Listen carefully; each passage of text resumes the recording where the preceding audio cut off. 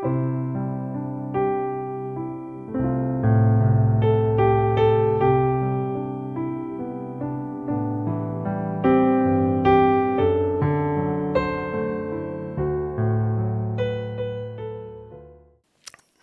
대속자가 살아계시니 라는 제목으로 오늘 말씀 나누겠는데요.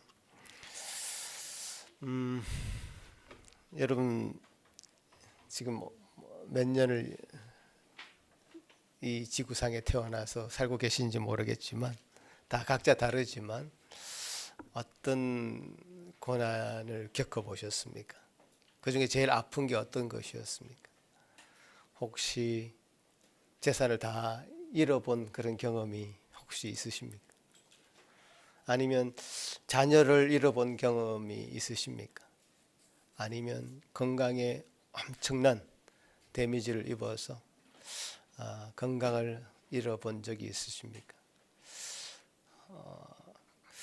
근데 지금 욥이 경험하는 이 고난은 지금 제가 방금 열거한 이 모든 것이 욥의 고난이었습니다. 욥이 실제로 당하는 일이었습니다. 세상의 관점에서 보면 그는 완전히 파산한, 그래서 노숙자처럼 되어 있는 그런 희망도 없는 그런 사람인 것처럼 보입니다.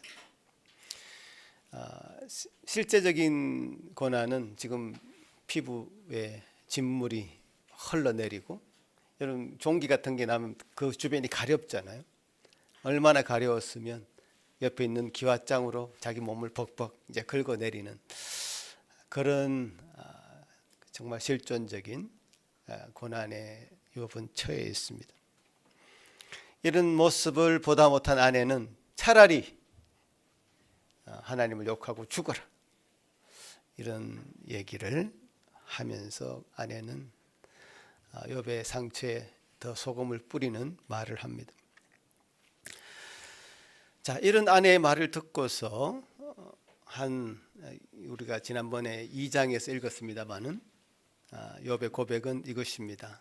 우리가 하나님께 복을 받았은즉 화도 받지 아니하겠느냐. 참 위대한 고백이고 욥은 그 입술로 범죄하지 않았습니다. 온전하고 정직했고 하나님을 경외했고 악에서 멀리 떠난 욥의 모습입니다. 자, 그러던 욥이 2장까지의 모습이었고 3장에 들었으면 사뭇 분위기가 달라집니다. 여러분 이제 2장까지는 소위 우리가 국어 배울 때 우리 국어 선생님 여기 계십니다마는 운문이라고 해서 어떤 내러티브입니다. 설명하는 얘기죠. 근데 3장부터는 시적 표현들입니다. 그래서 시적 표현을 하면서 뭔가 이렇게 반복되면서 뭐 비유도 많고 하니까 우리가 읽어내기가 쉽지 않은 본문들인데, 이 3장부터 나오는 욥의 모습은 사뭇 다르다는 것을 우리가 느낍니다. 왜냐하면 3장 첫 구절부터 욥은 자기가 태어난 날을 저주합니다. 자기가 태어난 걸 후회하는 거예요. 왜 내 태어나서 이 꼴을 당해야 되느냐. 도무지 자기는 아예 죽었으면 좋았을 텐데, 아예 그 뱃속에서부터 죽었으면 좋았을 텐데 태어나서 이런 일을 당하는구나. 생일을 저주하면서 깊은 탄식의 이야기를 계속 이어갑니다. 반복해서 이어갑니다. 아주 깊은 탄식이 그에게 있다는 것이죠. 생일을 저주한다는 건요, 자기 존재를 부정하는 것입니다. 자기 존재가 있게 한 어떤 그것 자체도 부정하는 것입니다. 하나님 앞에 굉장히 논쟁적인 태도를 보이고 그 친구들은 물론이고요, 항의하기도 합니다. 자, 그렇게 보면 우리가 1, 2장의 욥이 진짜 욥일까? 아니면 3장 이후의 모습이 진짜 욥일까 하는 생각이 들 정도입니다. 이렇게 온전하고 정직하고 하나님을 경외하고 악에서 떠난 자의 모습인데, 우리가 생각하는 그 욥의 어떤 이미지는 그런데 그 삶의 현장에서 느껴지는 많은 것들로 인해서 욥은 굉장히 다른 사람처럼 돼 있다라는 걸 느끼게 되는 거죠. 자, 요 부분을 좀 전제처럼 여러분 이해를 해야지 욥 전체를 읽어 나가는데 좀 수월할 것 같아서 제가 그 이야기를 먼저 하겠습니다. 욥이 입술로 범죄하지 않았다 그랬는데 욥은 입술로 범죄한 것이 아니라 하나의 탄식하는 기도를 하고 있는 것이다. 이런 포인트로 보셔야 됩니다. 생일을 저주하는 그부터 시작하는 이 3장 이후로 욥은 하나님 앞에 입술로 범죄한 것이 아니라 하나님을 배신한 것이 아니라 하나님을 저주한 것이 아니라 탄식하고 있는 거예요. 그 탄식은 어떤 불신앙에서 시작된 것이 아니라 이유를 알 수 없는 그 고통 때문에 하나님을 향해 내지르는 가장 솔직한 형태의 기도다 말이에요. 하나님 앞에 하나님을 신뢰하게 하나님을 믿기에 할 수 있는 탄식이란 말이에요. 여러분 이 시편을 읽어보시면요, 시편이 총 150편이 되어 있거든요. 나중에 이제 시편 우리가 설교도 할 텐데 150편 중에 이런 탄식하는 내용이 얼마나 나올까? 50편이나 나옵니다. 3분의 1, 시편의 3분의 1은 탄식하는 기도입니다. 제가 한번 그 예를 들어서 한번 보여드릴게요. 시편 22편 한번 그죠? 시편 22편입니다. 내 하나님이여, 내 하나님이여, 어찌 나를 버리셨나이까? 어찌 나를 멀리하여 돕지 아니하시며 내 신음 소리를 듣지 아니하시나이까? 완전히 어찌 왜 아마 절망하고 억울하고 아니 이런 심정을 그대로 표현하고 있는 것이죠. 이 구절은 유명한 구절인데 왜 그렇죠? 예수님이 십자가상에서 하신 말씀, 이 시편 말씀을 인용하셔서 어찌하여 나를 버리십니까? 하나님이 나를 완전히 잊으신 것 같은 어떤 영적인 고립감을 표현하는 내용이죠. 욥도 23장 8절에 보면 이런 얘기를 합니다. 내가 앞으로 가도 그가 계시지 아니하고 뒤로 가도 보이지 않는다 했던 이 욥의 탄식과 그 심정이 많이 닮아 있습니다. 그리고 시편 13편을 보시면 여호와여 언제까지니까 나를 영원히 잊으시나이까 주의 얼굴을 나에게서 언제까지 숨기시겠나이까. 그리고 우리가 고통 가운데 처하다 보면 고통받는 그 순간도 참 힘들지만 그것이 언제까지 될 거냐, 과연 이게 언제까지 언제 이 고통이 끝나겠는가, 이 터널의 끝이 어딘가, 이것이 더 우리 마음을 괴롭히죠. 그래서 탄식 시에는 계속 언제까지, how long, 언제까지 라는 질문을 하나님 앞에 직설적으로 던지는 식으로 탄식시가 형성이 되어 있습니다. 시편 6편에도 내가 탄식함으로 피곤하여 밤마다 눈물로 내 침상을 띄우며 내 혀를 적신다. 침상이 다 젖을 정도로 탄식하고 또 탄식하는, 마치 욥이 잿더미 위에서 기아장으로 몸을 긁으면서 탄식했듯이 시편 기자는 날마다 밤마다 눈물로 침상을 적시는 처절한 육체적인 또 감정적인 고통을 그대로 하나님 앞에 쏟아놓게 됩니다. 이런 탄식 기도는 어떤 불평이다 이런 느낌도 들지만 그것이 아니라 하나님과의 어떤 연결을 하려고 하는, 하나님의 끈을 붙잡으려고 하는 노력입니다. 하나님 앞에 어찌해요? why? 라고 이제 질문하는 것은 여전히 내 삶의 주권이 그분에게 있기 때문에 할 수 있는 얘기죠. why? 해결책은 분명히 하나님 앞에 있는데 그걸 지금 몰라서, 왜 그러는지 몰라서 질문하는 거죠. 자기 생일을 저주하면서 그 존재를 부정하는 것처럼 보이지만 그것이 허무주의로 끝난 것이 아니었죠. 궁극적으로는 내 인생의 질문에 대한 해답은 하나님이 가지고 있다라고 하는 그 확신 때문에 하나님 앞에 계속 매어달리는 것입니다. 어쩌면 이 욥이나 이 시편 기자들이 한 이 탄식은 아주 경건한 가면을 벗어 던지는 거룩한 솔직함이다, 이렇게 얘기할 수 있습니다. 거룩한 솔직함. 하나님은 우리의 완벽하고 정돈된 기도뿐만 아니라 고통 속에서 부르짖는 이 탄식, 시편의 3분의 1을 차지할 정도로 그런 탄식의 기도도 귀한 기도로 받으십니다. 그리고 이런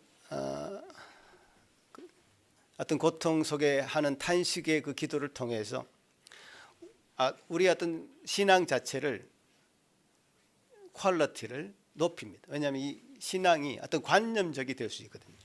관념적이라는 것은 그냥 생각으로만 신앙할 수 있습니다. 그럴 것이다, 이럴 것이다. 관념적 신앙에서 인격적 신앙으로 나아가는 과정이다, 이렇게 볼 수 있습니다. 1, 2장의 욥이 전통적이고 경건한 어떤 관념적 하나님의 어떤 그런 모습이 보였다면 욥 1, 2장에서 3장 이후에 욥은 처절하게 몸부림칩니다. 논쟁합니다. 그래서 그 욥은 귀로만 듣던 하나님을 마지막 이 42장까지 전개되는 이 과정을 통해서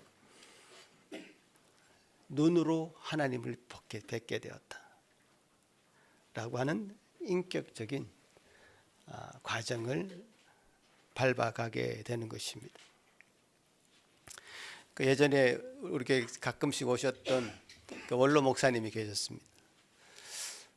그분 이제 몇 년 전에 이제 암투병 하시면서 돌아가셨는데요.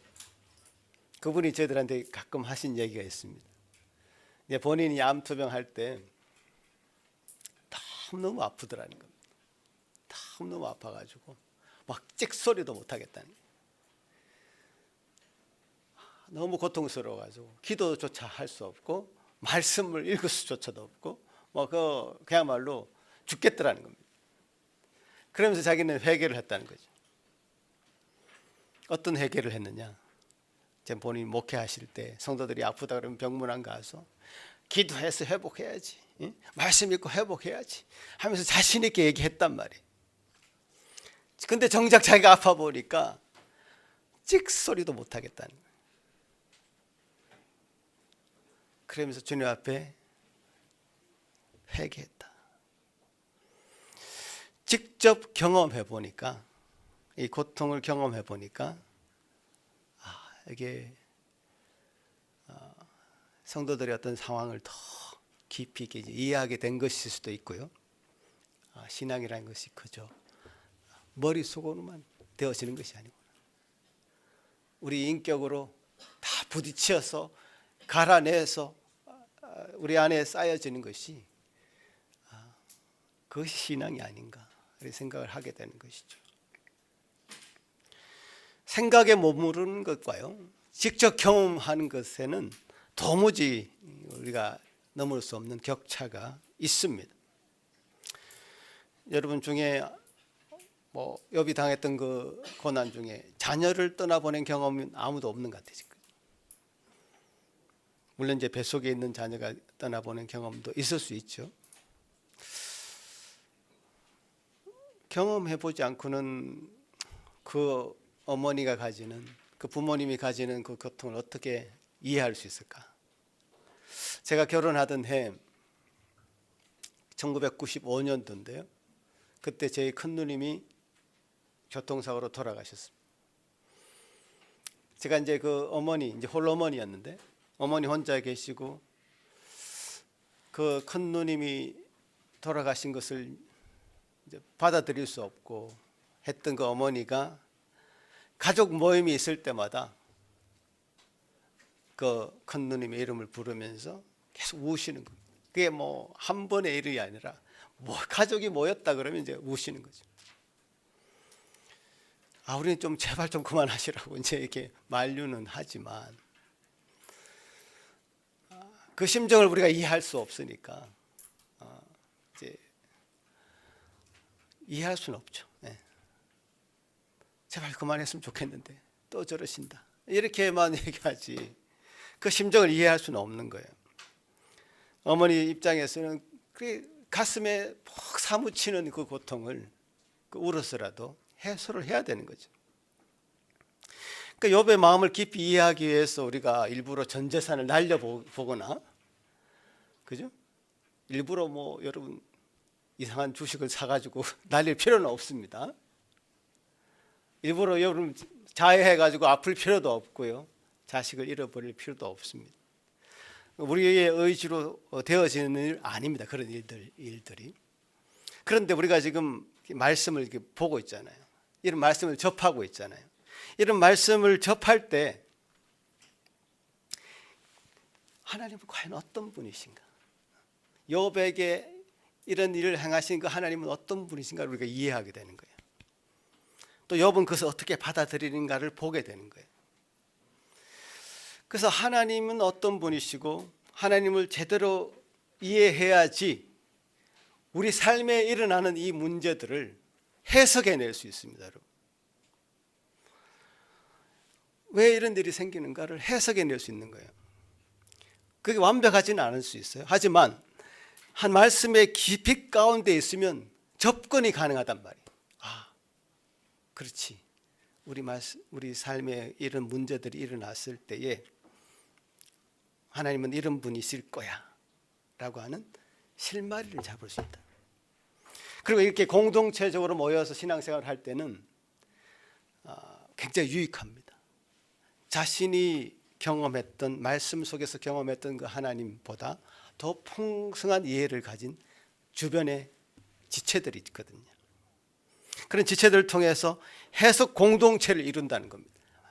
이럴 거야. 하나님 말씀은 이렇게 말씀하셔 라고 하는 조언을 옆에서 들을 수 있습니다. 개인이 잘못 알고 있거나 오해하고 있는 하나님에 대해서 해석 공동체가 함께 할 때 더 분명한 하나님을 이해하고 자기가 가진 오류를 바로잡을 수 있습니다. 그래서 이 신앙 공동체가 중요하다는 겁니다. 자, 이 욥의 주변에도 친구들이 있어서 신앙 공동체가 있었단 말이에요. 친구 3사람이 있었어요. 하나 이제 그분들도 하나님을 믿는 사람들이었어요. 그런데 제가 봤을 때 그 신앙 공동체에 문제가 있습니다. 큰 문제가 있었죠. 욥의 고난이 더 가혹하게 느껴지는 것은 그 고난 자체보다 그 옆에 친구들 때문에 더 아프게 느껴집니다. 가장 친했던 친구들이었던 것 같은데, 물론 나이 차이는 많이 났던 것 같아요. 욥의 아버지 나이 때도 있었습니다. 그 중에는. 그렇지만 신앙적으로 옆에서 함께했던 그런 믿음의 사람들이었죠. 그 3명이 하나같이 와서 욥을 다그치는 겁니다. 하나같이. 그 친구들의 말을 요약해 보자면 그 친구들의 말이 3세트가 나옵니다. 지금. 그러니까 여러분 그거 읽어내려면 쉽지 않은데 요약하자면 그겁니다. 네가 받는 고난에는 분명히 죄라는 원인이 있다. 네가 빨리 그 죄를 스스로 회개해서 하나님이 네가 범죄자라는 것을 네가 스스로 고백할 때 하나님이 용서해 주실 거다. 이런 그러니까 우리가 소위 한자로 인과응보, 뭔가 원인이 있기 때문에 이런 결과가 나타났다 라고 하는 생각을 그 친구들이 3명이 약간 결은 다르지만 동일하게 가지고 있었습니다. 오늘 이제 본문 우리가 19장을 읽었는데 18장에도 그 친구 중 한 명인 빌닷의 말을 한번 인용해 보자면 18장 21절 이렇게 얘기합니다. 참으로 불의한 자의 집이 이러하고 하나님을 알지 못하는 자의 처소도 이러하다. 그러니까 욥을 대놓고 불의하다, 하나님 알지 못하는 자다 이렇게 꼬집어서 얘기하고 있습니다. 네가 이렇게 비참하게 고난을 받는 거 보니까 분명히 너는 불의한 짓을 했어. 악인이 틀림없어라고 얘기하는 겁니다. 자, 물론 인간의 고통을 받게 된 것, 고난 받게 된 것은 태초에 죄라고 하는 원인이 있습니다. 이 태초의 인간인 아담을 통해서 이 죄가 이 땅에 들어왔고 고통은 고난은 그때부터 시작된 게 맞습니다. 인간의 역사를 계속 더듬어 봐도요, 그 죄가 멈추지 않습니다. 그 죄는 더 깊은 죄로 빠져들고 있습니다. 그래서 살인도 일어나고 전쟁도 멈추지 않습니다. 이 시대에 무슨 전쟁인가 하지만 멈추지 않습니다. 우리는 1, 2차 세계대전을 경험하지 못했죠. 우리는 역사 책으로만 봤는데 그게 얼마나 처절한 전쟁이었는가. 그야말로 인간의 이성이 한없이 확 고양되고 있을 때에 그 전쟁이 터짐으로써 그래도 자성하는 계기가 되었다고 하는데, 지금 시대는 그 1, 2차 세계대전이 일어났던 100년 전의 상황보다 더 가혹하게 되어지는 것이 아닌가. 이 죄로 인해서 우리 지구가 더 환경적으로 파멸되어 가고 있지는 않은가, 이런 생각을 하게 됩니다. 결국 죄의 원인으로 우리가 이런 참 암흑 같은 그런 세계에 살게 될 것입니다. 하지만 우리가 지금 알고 있는 일반적인 죄의 결과와 이 욥이 당하는 고난은 성격이 다릅니다. 만약 우리가 1, 2장에 있었던 하나님과 천사들, 사탄이 있었던 그 천상회의를 알지 못했다면요, 우리가 그 장면을 읽지 않았다면 욥이 왜 이런 고난을 당하는지 매우 궁금했을 것입니다. 그러나 우리는 천상회의를 봤습니다. 정작 욥 자신은 이 천상회의를 전혀 모르는 상황에서 까닭없이 고통을 받고 있는 것이죠. 그 따라서 지금 욥이 받고 있는 이 고난은 어떤 그 죄의 결과는 분명히 아니라는 것을 우리는 알고 있어요. 근데 이 친구들도 이 천상회의 내용을 모르죠. 이 지상에 살고 있는 우리 모두는 그 천상회의 내용을 알 까닭이 없습니다. 알 수가 없습니다. 친구들도 나름대로 하나님을 믿는 사람으로서 하나님은 그럴 것이다 라고 하는 생각으로 밀어붙이고 있는 것이죠. 자, 근데 천상회의에서 사탄이 했던 생각을 한번 보십시오. 사탄이 가지고 있었던 어떤 세계관입니다. 욥이 아무 까닭 없이 하나님을 섬기겠습니까? 라고 하는 내용이죠. 무슨 까닭이 있기 때문에, 그 욥이 지금 하나님 그 자체, 하나님 어떤 그 본질 자체만을 믿는 것이 아니라 하나님이 주신 그 어떤 것 때문에 하나님을 믿는 것이다. 제가 이걸 이름을 붙이기를 거래적 신앙이다, 이렇게 이름을 붙였는데, 거래적 신앙. 하나님 때문이 아니라 하나님이 주신 그 복 때문에, 그 까닭 때문에 하나님을 섬긴다고 단정합니다. 이것이 이제 사탄이 가지고 있는 세계관이죠. 자, 그 사탄이 가지고 있는 세계관을 보십시오. 그리고 욥의 세 친구들이 가지고 있는 하나님 믿는 신앙인이었다고 하지만 그 사람들의 세계관도 한번 보십시오. 안타깝게도 사탄이 가지고 있었던 이 거래적 신앙관을 그대로 가지고 있습니다.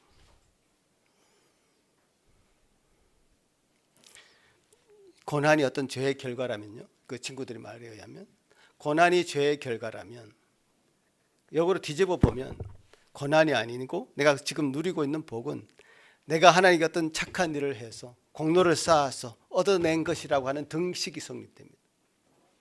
거래하는 거예요. 신앙이 아니라 하나님과 거래를 했다는 겁니다. 내가 이렇게 할 테니까, 내가 이게 주일날 나오고 헌금도 하고 뭔가 할 테니까 내게 복을 달라, 이거입니다.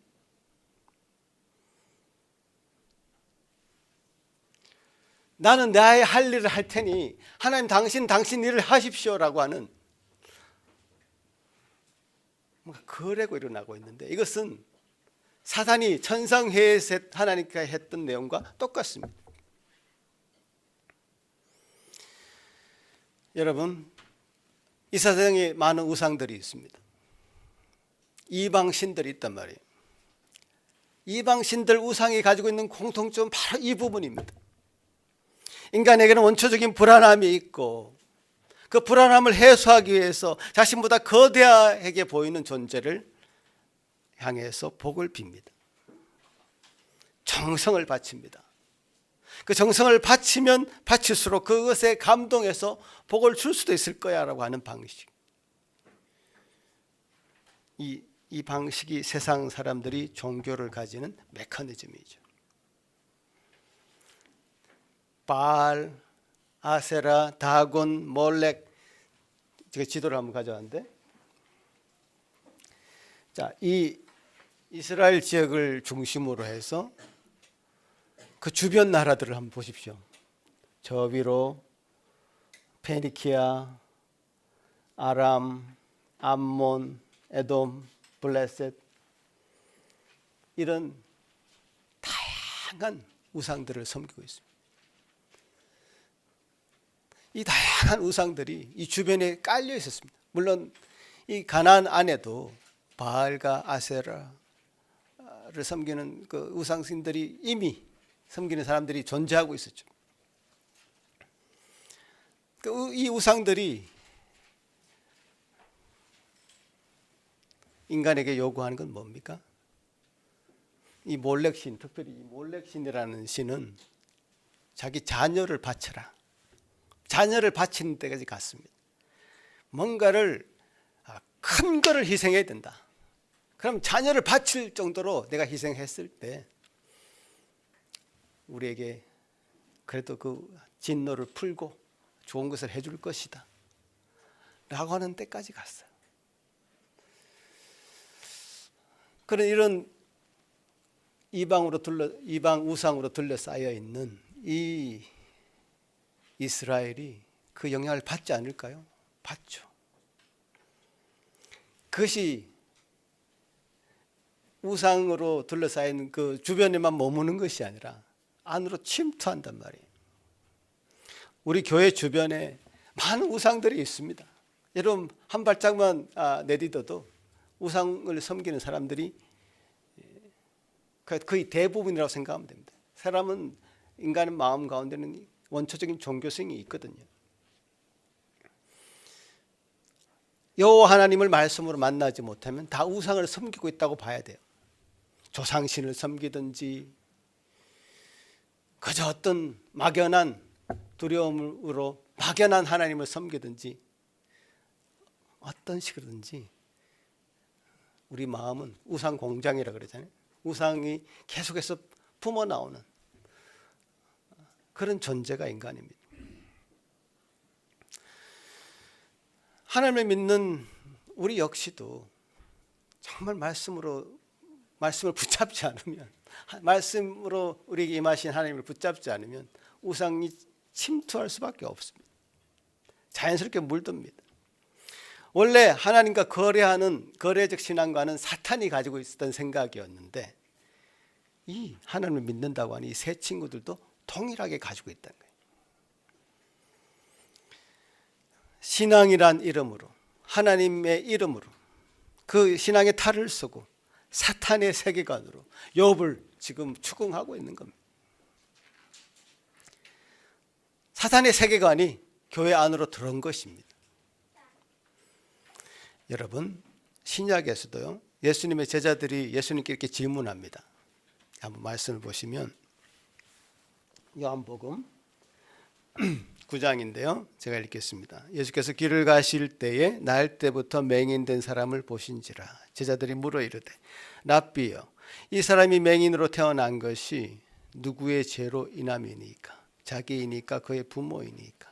예수께서 대답하시되 이 사람이나 그 부모의 죄로 인한 것이 아니라 그에게서 하나님이 하시는 일을 나타내고자 하십니다. 자, 날 때부터 소경이었던, 맹인이었던 한 사람이 있었던 것이죠. 그러니까 제자들이 생각한 것은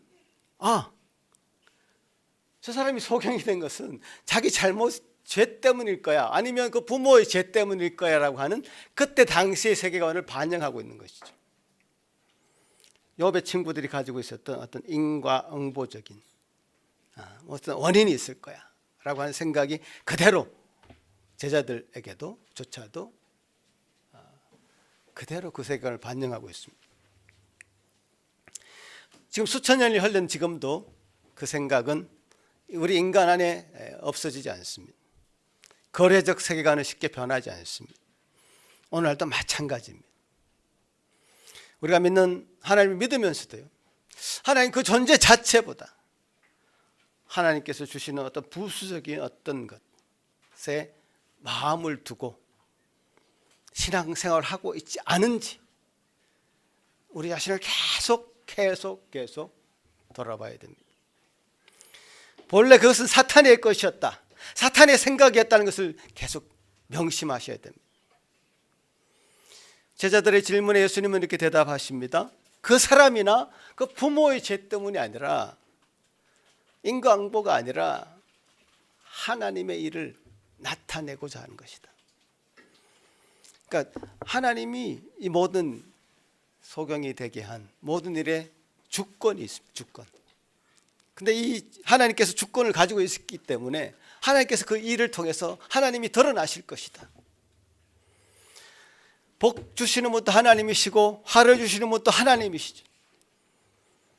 그래서 욥은 주신 이도 여호와시고 거두신 이도 여호와라고 하는 분명한 신앙관이 있었죠. 재산이나 자녀나 건강이나 그것이 하나님을 섬기는 동기가 아니라 하나님 그 자체가 이제 목적이라는 것이죠. 자, 욥이 탄식하면서 괴로워하는 진짜 이유는 친구들 말처럼 정말 내가 죄 때문에 내가 이런 지금 일을 당하고 있는 거라면 내가 죄를 고백하면 그만이지 않습니까? 죄를 인정하고 그럼 다시 회복시켜 줄 텐데 도무지 그 이유를 알 수 없다는 거죠. 이유를 알 수 없다는 거죠. 당하는 고난의 참된 의미를 알 수 없기 때문에 답답하고 억울하고 한 마음을 지금 토해내고 있는 것이죠. 우리가 욥기 19장을 읽었는데요. 욥기 19장에는 그 욥이 당하는 구체적인 고난이 기록이 되어 있죠. 아무런 이유 없이 친구들과 가족들에게 철저히 버림받습니다. 13절부터 19절까지 보면 형제들이 멀리 떠납니다. 가까운 친구들은 자신을 잊습니다. 집에 거주하는 종들이나 여종들조차도 자신을 낯설게 여깁니다. 낯선 사람 취급합니다. 평생을 함께한 아내조차도 자신의 숨결을 역겨워하고 있다. 한 배에서 난 형제 자매들까지도 그냥 가련하게 여긴다. 자신을. 어린 아이들까지도 자신을 업신여기고 멸시하고 가장 친했던 동료들마저 원수로 돌았습니다. 자, 우리가 이런 내용들을 읽어볼 때 우리가 형통할 때는 친구들이 찾아오지만요, 하나님의 손이 우리를 치실 때, 그리고 그때 가장 괴로울 때 가까이 있는 자들마저 우리를 멀리하게 된다. 그러니까 인간의 우정이라는 것, 인간의 어떤 사랑이라는 것은 얼마나 한계가 있는가를 이런 것을 통해서 보게 됩니다. 욥은 재산을 잃었고 건강을 잃었고 자녀를 잃었지만 욥은 더 크게 잃은 것은 바로 사람을 다 잃어버렸어요. 여러분 한번 생각해 봅시다. 지금 우리 아이들 지금 말씀을 듣고 있는데 여러분 학급에서 왕따를 당하고 있다, 이렇게 한번 생각해 보세요. 여기 신앙 공동체라고 모였는데 다 자기를 사람 취급을 하지 않아.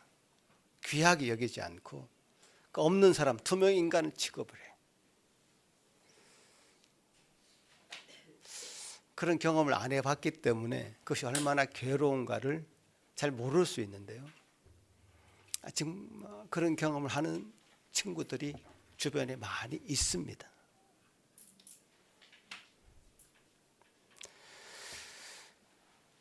자, 이런 어떤 사람을 잃어버린다는 고통, 그 고통이 정말 컸을 것 같고요.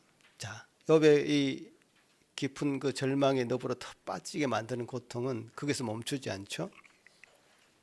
그 사람들의 외면, 그래 뭐 어떻게 버티든지 신앙으로 이겨낼 수 있다고 치면, 그보다 더 어려운 고통은 하나님이 나를 적으로 삼고 치신다는 어떤 영적인 아픔이죠. 욥기 19장에 그런 내용들이 나오는데요. 19장 여기 보면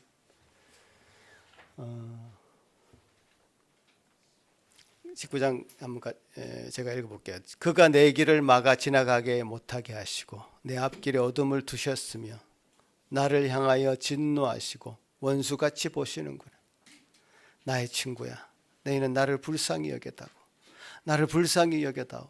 하나님의 손이 나를 치셨구나.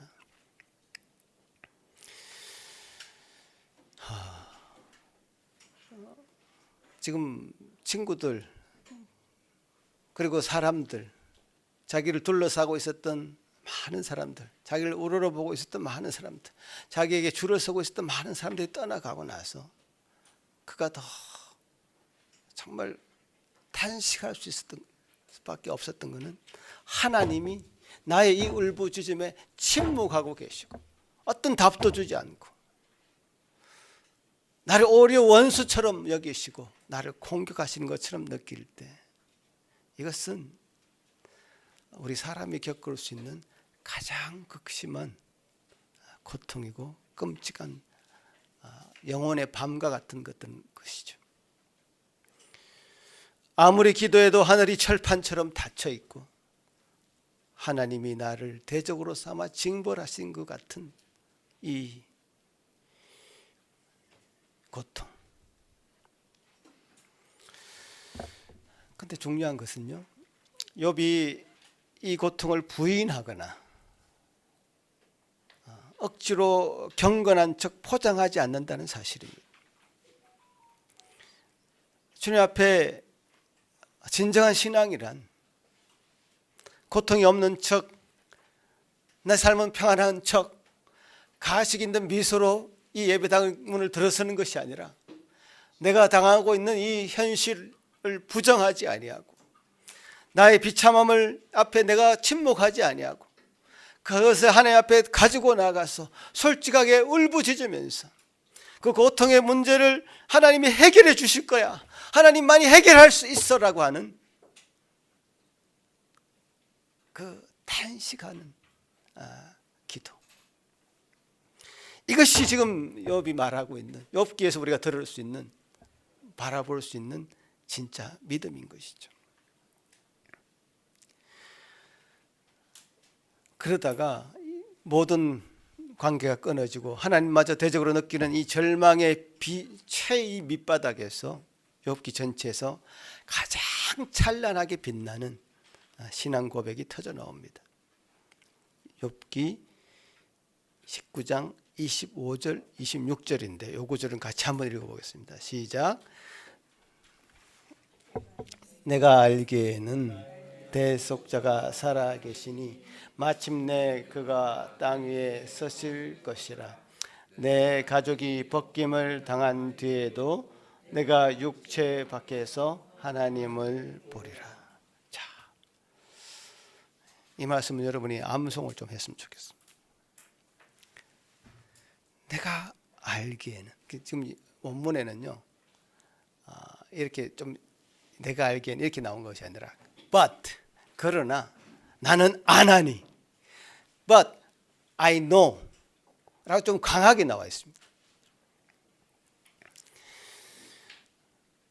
세상이 나를 범죄자라고 부르고 친구들은 손가락질하고 내 몸은 썩어가고 있고 하나님은 침묵하시지만 but I know, 나는 안다라고 하는 거룩한 반전의 선언이 있습니다.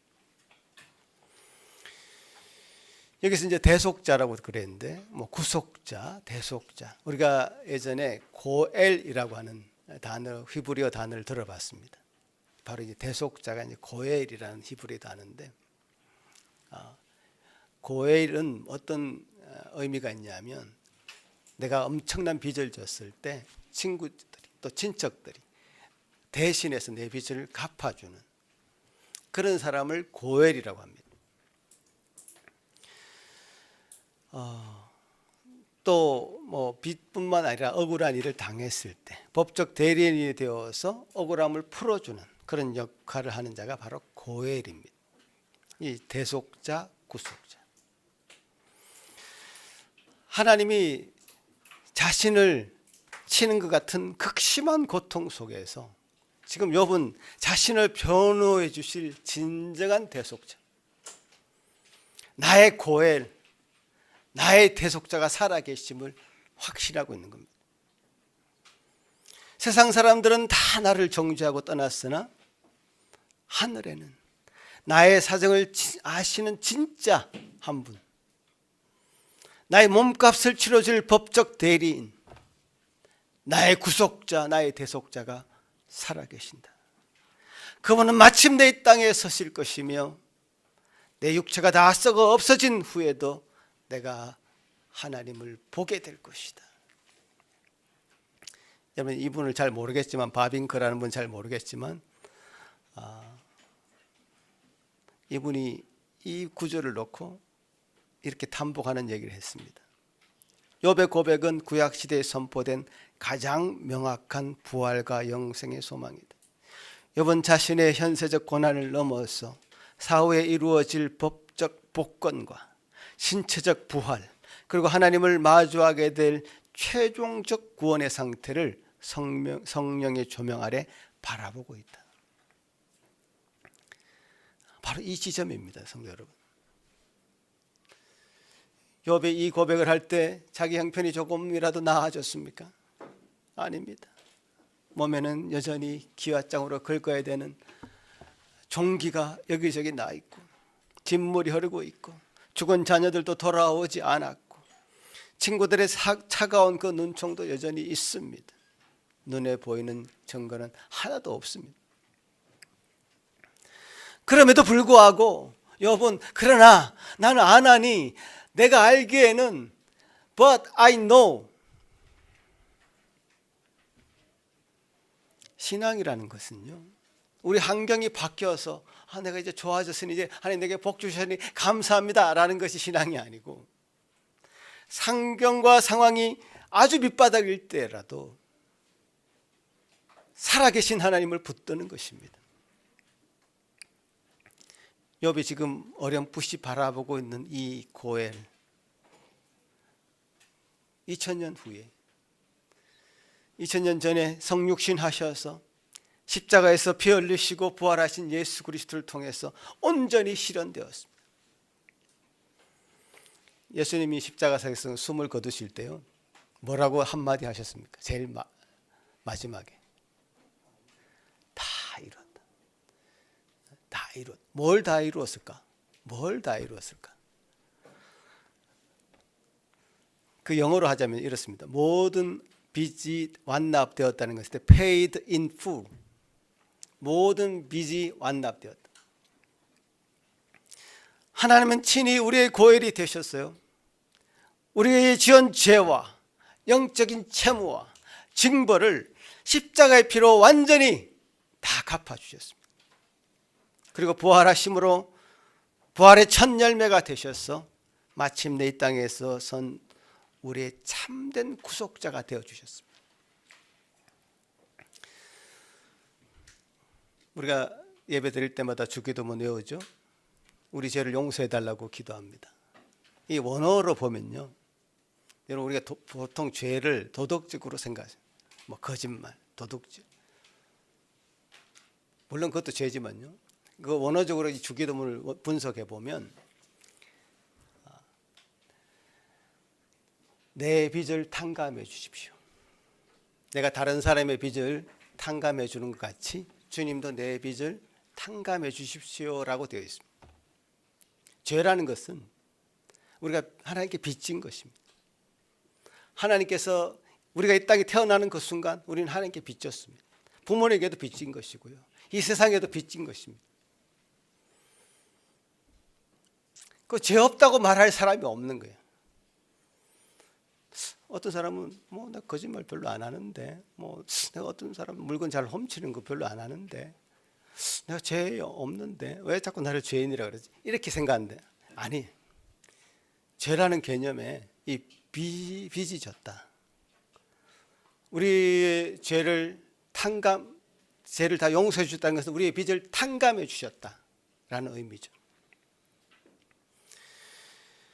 우리가 태어나면서부터 하나님께 빚진 존재지만 대속자이신 예수 그리스도께서 그 모든 빚을 대신 갚아 주셨습니다. 여러분 이 말씀 믿으십니까? 오늘 제가 말씀을 맺겠는데요. 전도서에 이런 말씀이 있습니다. 하나님께서 행하신 일을 보라. 하나님께서 굽게 하신 것을 누가 능히 곧게 하겠느냐. 하나님 외에는 굽은 것을 펴실 분이 없습니다. 하나님의 때가 오기까지는 그 굽은 것이 주는 고통을 겸손히 견뎌내야 할 때가 있습니다. 여러분 우리가 하루하루 사는 게 사실은 고통이죠. 일찍 일어나야 되고 내가 하고 싶은 대로 하지 못하고 어디엔가 매여 있고 자녀에게 매여 있고 세상의 일에 매여 있고 어떤 일정에 매여 있는 우리의 삶은 고통입니다.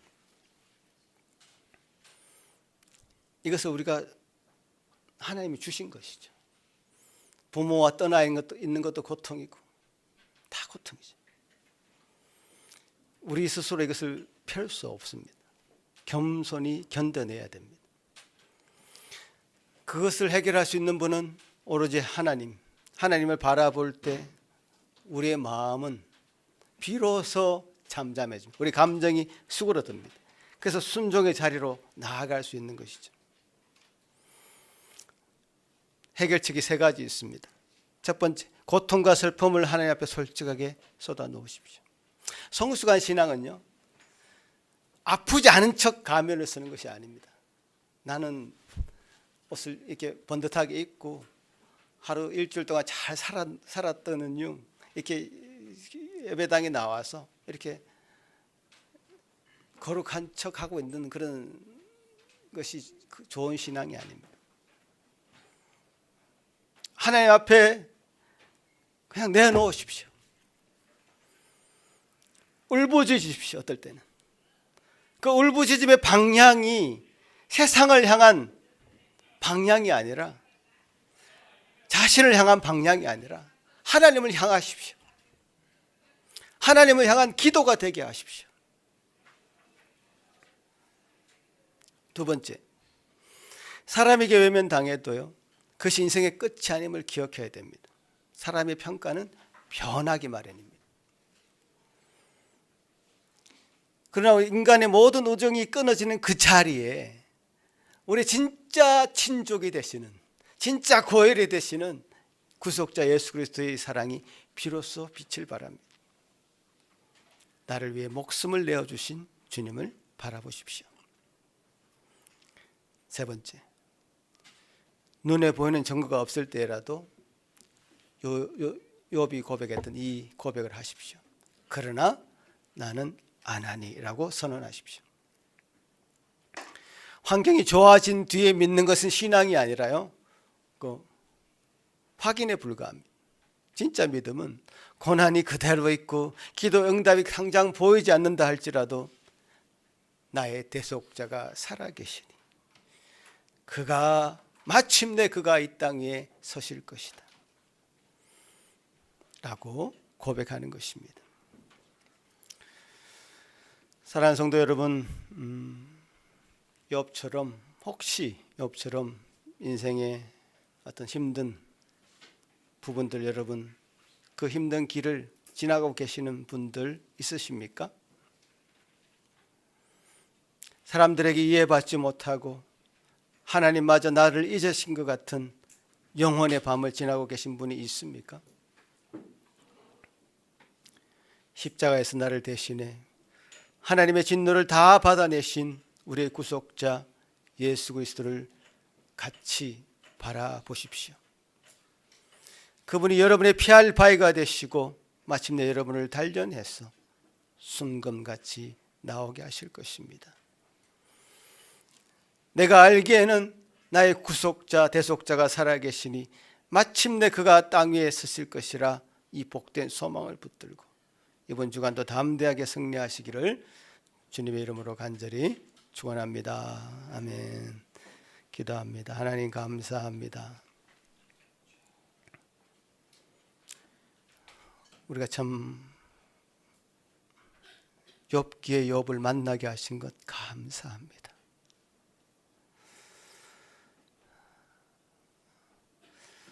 또 이 욥기에 계신 하나님을 만나게 된 것 참 감사합니다.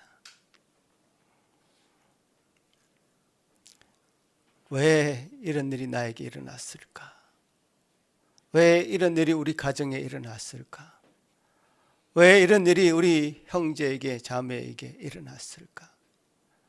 했던 수많은 의문과 갈등과 고민,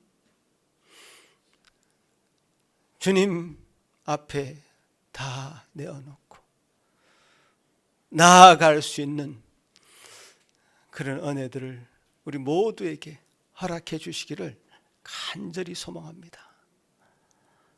주님만이 해결자시고 해답을 가지고 계신 분이시고 주님만이 그 모든 주권을 가지고 계신 분을 우리가 인정하고 주님 앞에 내어놓기를 소망합니다. 주여 도우시옵소서. 우리의 한계가 있는 연약한 인생을 도우시옵소서. 주님 우리 눈을 들어 더 주님을 우리 눈으로 뵐 때까지 우리의 믿음이 계속 전진하게 도와주시옵소서. 감사하고 예수님 이름으로 기도합나이다. 아멘.